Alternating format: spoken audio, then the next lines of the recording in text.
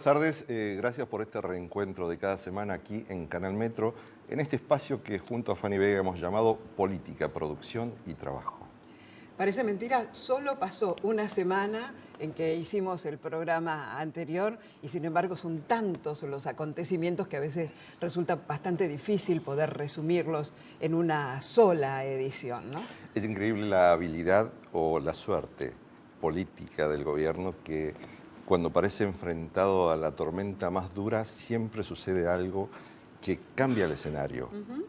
Y esto ha sucedido con el fallo de la Corte Suprema de Justicia declarando la constitucionalidad de la Ley de Medios, algo que parecía y que parece que seguirá siendo tal vez la principal lucha institucional en estos 30 años de democracia, porque lo que está en juego es quién define el concepto de democracia frente a la opinión pública. Seguro, seguro. Que eso es algo realmente importante, porque más de una vez usted se habrá preguntado por qué piensa lo que piensa si en realidad no indagó demasiado en el tema y sin embargo tiene un concepto formado. ¿De dónde le vino esa subjetividad que tiene?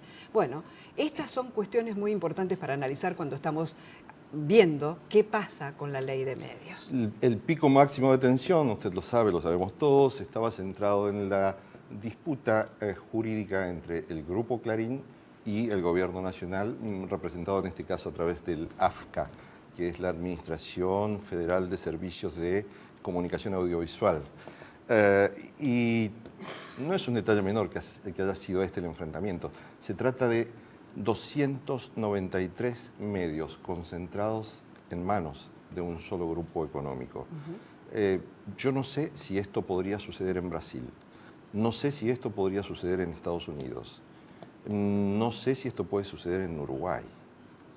Evidentemente no podría suceder y en general en todos esos países hay leyes muy firmes, antimonopólicas, que impiden esas concentraciones. Y bueno, estas son las cosas que estamos viendo. La Argentina lo permitió por distintas razones y ahora se están haciendo ciertas correcciones. Daniel Larrache es director nacional de Gestión, Administración y Desarrollo de Servicios Audiovisuales del AFCA. Gracias por estar aquí en Política, Producción y Trabajo. Si no tenemos mal la cuenta, creo que tu presencia aquí es la primera oportunidad que tenemos los periodistas de preguntar en qué lugar estamos parados como periodistas, productores independientes dentro de esta pelea política o de poder. Bueno, buenas tardes. Un gusto que nos inviten a participar del programa.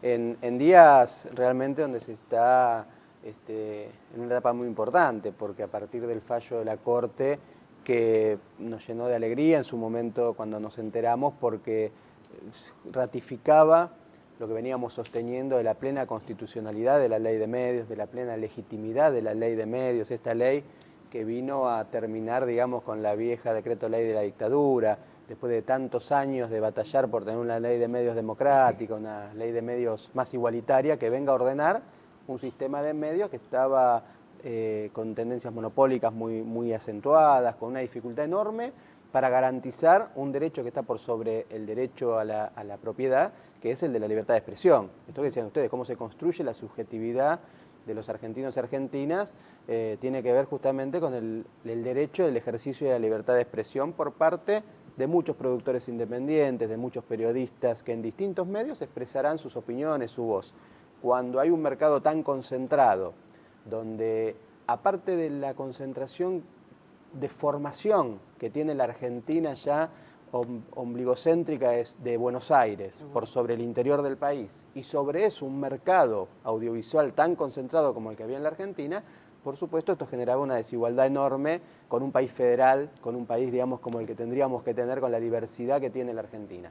Entonces la ley de medios busca esto, busca desconcentrar, es una ley con un espíritu fuertemente antimonopólico en una de sus patas, y la otra pata tiene que ver con el fomento, con la generación de nuevas fuentes de trabajo, nuevas unidades comunicacionales, y allí donde se inserta seguramente las oportunidades que se abren a los productores independientes, a los periodistas, para tener canales de comunicación. Y eso fue lo que ustedes le fueron a comunicar, en todo caso, a la gente de Clarín cuando dijeron que el AFCA iba a seguir con los procedimientos. ¿Qué fue lo que ocurrió en pocas horas después que salió el fallo? A ver, por supuesto que nosotros veníamos trabajando con el resto, digamos, de los grupos de medios a partir del 7 de diciembre del año pasado, cuando hubo un límite, una fecha a las presentaciones voluntarias para la adecuación a la ley de medios y a sus límites. Quedaba pendiente la presentación del Grupo Clarín porque estaba supeditada al fallo de la justicia. Cuando la Corte decreta la constitucionalidad de la norma, por supuesto tenemos que retomar el procedimiento, que en este caso era el procedimiento de oficio, porque el Grupo Clarín no se había presentado al 7 de diciembre. Cuando fuimos a hacer ese procedimiento, dejamos claro, la autoridad federal y Martín Sabatella como presidente de la autoridad federal, dejó claro que había una oportunidad para el Grupo Clarín de, a través de la presentación que había hecho el socio minoritario de Cablevisión, el Grupo Fintech, de presentar una propuesta voluntaria si retomaban ese camino. Bueno, eso fue lo que sucedió en el día de ayer. El Grupo Clarín presentó una ampliatoria a la propuesta que había hecho el Grupo Fintech y eso es lo que ahora la autoridad va a tener que analizar en los próximos 120 días. Es el plazo que tenemos, no necesariamente nos vamos a tomar los 120 días, para analizar si la propuesta a priori cumple con los requisitos que tienen que ver con el artículo 45, con el tamaño, digamos, de los grupos, sin entrar en el detalle de lo que seguiría el paso posterior. En definitiva, desde ayer y a partir de ayer, 120 días para definir cómo será la adecuación del Grupo Clarín a la ley de medios. Claro, la adecuación en términos de multiplicidad de licencias, artículo 45. Si estas 6 unidades de negocios que propone el Grupo Clarín cumplen con los límites a la multiplicidad de licencias. Dada la admisibilidad en ese supuesto, será el grupo el que tendrá que informar a posteriori quiénes son los nuevos licenciatarios, los nuevos titulares de esas 6 unidades de negocios. Allí el organismo tiene que constatar que éstas sean empresas independientes, que no tengan vínculos empresarios, porque justamente lo que la ley marca es que hay que desconcentrar el mercado y no puede seguir siendo un multimedio, un grupo económico el que controle 6 empresas, tienen que ser 6 empresas independientes. Y con esto determinado, a partir de allí tienen que hacerlo, llevarlo a la práctica. ¿Y el AFCA tiene que expedirse el simultáneo con los 6, las 6 presentaciones que hicieron o puede ir tomando decisiones paulatinas? A ver, hay una primera determinación, que es la que tenemos que hacer en estos 120 días, es si esas 6 unidades de negocios cumplen con el régimen de multiplicidad, si están dentro, digamos, de los límites que marca la ley. A partir de allí tienen que informar quiénes serían los licenciatarios. Si hubiera alguno que por algún motivo no cumpliera las condiciones de admisibilidad, se le solicitará que sea otro el propuesto, o en todo caso habrá que ver cuál es el procedimiento posterior que está marcado en la ley. Digamos, no estamos haciendo nada que no esté marcado en los procedimientos que la ley y las resoluciones del organismo prevén, que son de público conocimiento, que son públicas, respecto a Grupo Clarín o a cualquier otro grupo de medios de los que se están en proceso de adecuación. Es bueno que usted, como técnico del AFCA, esté aquí comenzando a dar las primeras explicaciones institucionales de la autoridad de aplicación de la ley de medios. Y hay una pregunta que en verdad nos afecta a todos quienes están alrededor en este programa, por ejemplo, porque aquí en Canal Metro debe haber más de un largo centenar de programas de periodistas, productores independientes, es decir, profesionales que financian sus propios espacios tanto en televisión, como en el caso nuestro, como en radio, en tantas radios del país. La pregunta es, y la dejamos para después de nuestra siguiente pausa, la pregunta es, ¿corren peligro las fuentes de trabajo para todos estos profesionales y trabajadores de los medios audiovisuales?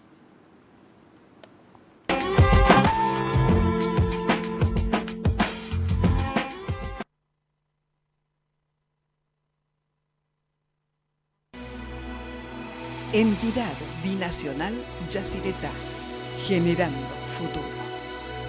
Servicios Regionales del Sur, Sociedad Anónima. Trabajamos integrando comunidad y empresas.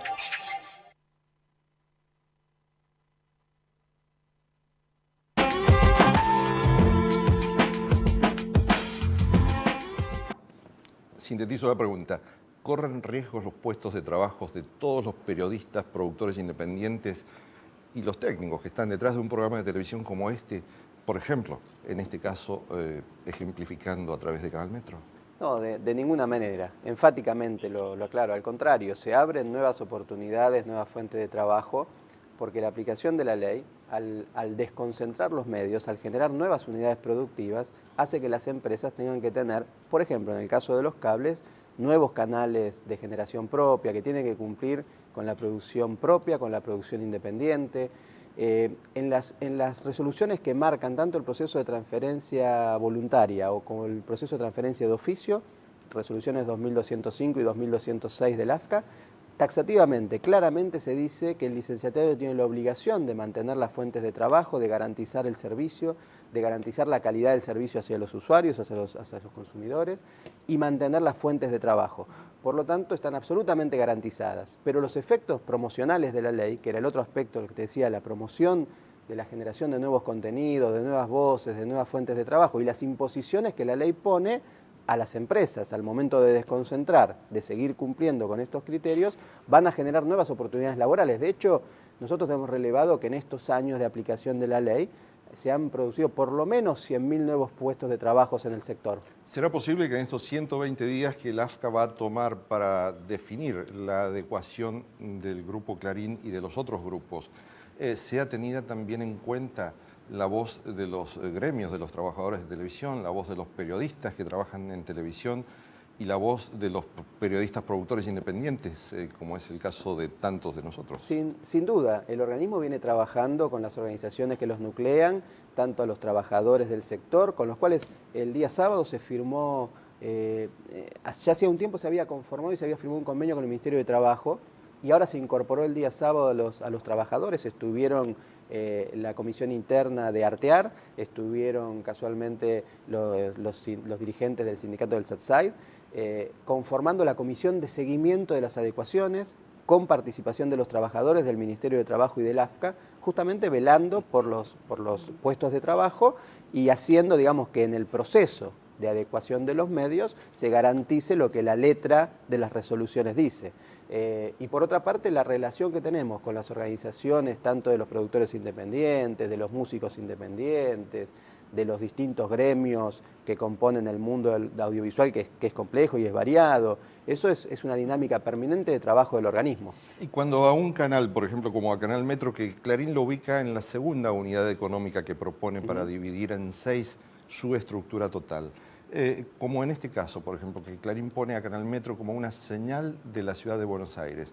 ¿Esto significa que nosotros perderíamos la posibilidad de estar en contacto con nuestros televidentes en Misiones, en Córdoba, en Mendoza, en Santa Cruz, en Neuquén, en el resto del país?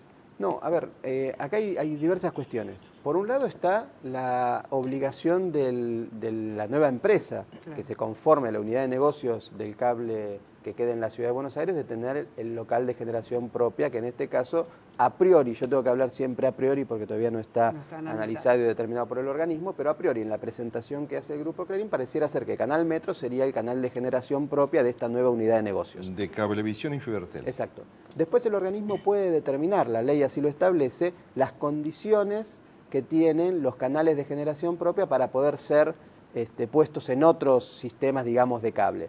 Por lo tanto, no es que no existe la posibilidad de que esto sea así, habrá que ver cómo se establecen las condiciones en las cuales los canales de generación propia de cada uno de los sistemas de cable, no solo de Cablevisión, sino de todos los sistemas de cable, en qué condiciones pueden ser puestos, vendidos como señales a otros sistemas de cable, que es en todo caso la pregunta que vos me estabas haciendo. Que esa posibilidad tal vez todavía existe, la ley lo permite. Seguro, no queda restringido, no está restringido a ser solamente el canal del cable propio, claro. Puede ser exportado a otros sistemas de cable, obviamente allí habrá relaciones comerciales que habrá que resolver en el marco del mercado audiovisual. ¿La democracia está asegurada en las decisiones finales que tome el AFCA, teniendo en cuenta toda esta diversidad de opiniones, diversidad de intereses y estas diferentes interpretaciones del enfoque jurídico que le ha dado la Corte Suprema? Hay quienes apoyaban a la Corte Suprema antes de este fallo y hoy la atacan y la acusan de prevaricato, por lo menos. A ver, por supuesto, nosotros como autoridad de aplicación lo que tenemos que hacer es velar por el cumplimiento de la ley. La ley es una ley absolutamente legítima, democrática y constitucional, como lo ha dicho la Corte, y en la aplicación de la ley, por supuesto, pueden aparecer opiniones, miradas, pero el organismo lo que hace justamente es hacerlo a la luz de del día, es poner todo sobre la mesa. Desde que nos hicimos cargo del organismo hemos hecho públicas todas las presentaciones de todos los grupos de medios, están en la página web del organismo, hemos hecho conferencias de prensa. Martín Sabatella se ha dedicado a hacer públicos las presentaciones, los incumplimientos y las presentaciones hechas por los grupos que están incumpliendo. De cada paso... Hay mucha gente que ataca ahora la figura de Sabatella precisamente por tomarlo como imparcial. Bueno, digo, ahí hay una intencionalidad claramente política, digamos, de desconocer o de denostar a la autoridad de aplicación. Pero yo creo que uno tendría que analizar claramente qué es lo que ha hecho la autoridad de aplicación, porque uno no puede dar su opinión respecto a lo que el otro hace, si no es diciendo la verdad de lo que el otro hizo.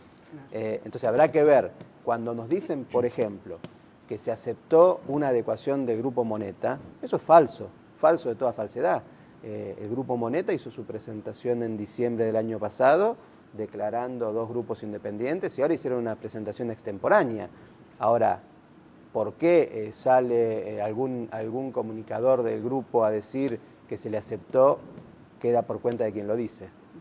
Esa superposición de empresas de telecomunicaciones, por ejemplo, empresas de telefonía, como propietarias de medios, ¿se debe corregir también en este espacio que tenemos para definir cómo quedará el espectro de la comunicación Las empresas audiovisual? prestadoras de servicios públicos no pueden ser propietarias de medios, eso lo dice la ley. Lo que, tal vez si te referís al caso Telefónica, lo que está en discusión, lo que está en análisis, es que Telefónica de Argentina no es la licenciataria de Telefe, ni la controlante de Telefe. Por lo tanto, lo que la ley estaría impidiendo es que la prestataria de servicio público Telefónica de Argentina sea la licenciataria o la controlante. No es el caso. Digamos, lo que los une a ellos es que Telefónica en España es la titular, digamos, la dueña, la inversora en los dos sistemas. Pero no es ni la licenciataria ni la controlante. Por eso también hay que ver lo que dice la ley y lo que alguien dice que dice la ley. Brasil tiene restricciones a la propiedad extranjera de los medios de comunicación. Creo que Estados Unidos también tiene algunas restricciones. ¿Ustedes han hecho un análisis de jurisprudencia comparada para tomar decisiones y para evaluar cuál es el comportamiento institucional del AFCA? Por supuesto, pero nosotros tenemos que cumplir con lo que dice la ley argentina. Digamos, a nosotros no nos corresponde discutir la ley, nos corresponde aplicar la ley. Y la ley de Servicios de Comunicación Audiovisual marca que la propiedad extranjera en el grupo de medios pues hasta el 30%, excepto en los países con los que tengamos régimen de reciprocidad, entre ellos los Estados Unidos. Por lo tanto, un capital americano, estadounidense, puede ser propietario de grupo de medios en la Argentina. Los que estén anteriores a la ley de bienes culturales, porque también esto tiene que ver, digamos, con el sistema jurídico argentino. Cuando se hizo la ley de medios, se receptó la ley que se había hecho unos años antes de protección de bienes culturales, que en aquel momento se hizo para proteger al Grupo Clarín, que estaba en riesgo. Que fue promulgada en la primera semana del mandato de Néstor Kirchner. Exacto, digo, aquella ley que protegía, en aquel caso Grupo Clarín, fue receptada en la Ley de Servicios de Comunicación Audiovisual, y quienes estuvieran anteriores a la Ley de Bienes Culturales están, que es el caso, por ejemplo, para el tema de extranjería, el caso de Telefe, porque es anterior la transferencia a bienes culturales. Por lo tanto, digamos, es el sistema jurídico el que uno tiene que analizar cuando tiene que aplicar la ley. Nosotros no discutimos la ley, aplicamos la ley. La última pregunta, ¿el Grupo Clarín tendrá en estos 120 días el mismo tratamiento, la misma presión que tendrían el Grupo Supercanal, Vila Manzano, Moneta y todos los otros grupos económicos que están dentro del mercado de medios de comunicación audiovisual? Sí, por supuesto, los mismos derechos, las mismas garantías, y eso es lo bueno, eso es el paso importante que hemos dado a partir de la semana pasada en la Argentina, que hoy todos los grupos de medios, se llamen como se llamen, tienen las mismas condiciones ante la ley, y yo creo que eso es un triunfo de la democracia de la Argentina. Daniel Larrache, muchas gracias por estar aquí en Política, Producción y Trabajo, explicando algo que tal vez es difícil de entender para usted. Y en este caso también es difícil de entender para muchos de nosotros que estamos en el periodismo o en los medios de comunicación. Pero está bien abordar esta dificultad para entender mejor el contexto en el que está desarrollándose este capítulo de la democracia argentina, porque en definitiva lo que está en juego y lo que se debe consolidar en este tiempo es el espíritu de la democracia que hemos tardado hasta ahora 30 años en consolidar. Vamos a nuestra siguiente pausa.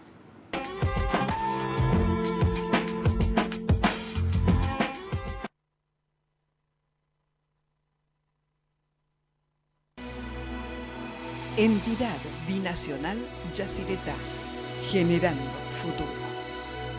Servicios Regionales del Sur, Sociedad Anónima. Trabajamos integrando comunidad y empresas.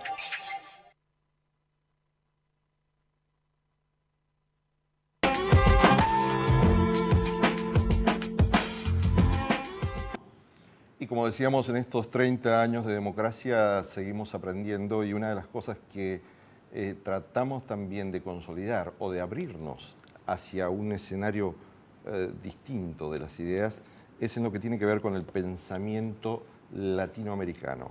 Por esto es que los aportes de los líderes políticos de cada uno de los estados latinoamericanos han sido muy importantes en estos años, y esto se va a reflejar aquí en Mar del Plata, en pocos días, en una semana, en el Congreso del Pensamiento Nacional Suramericano.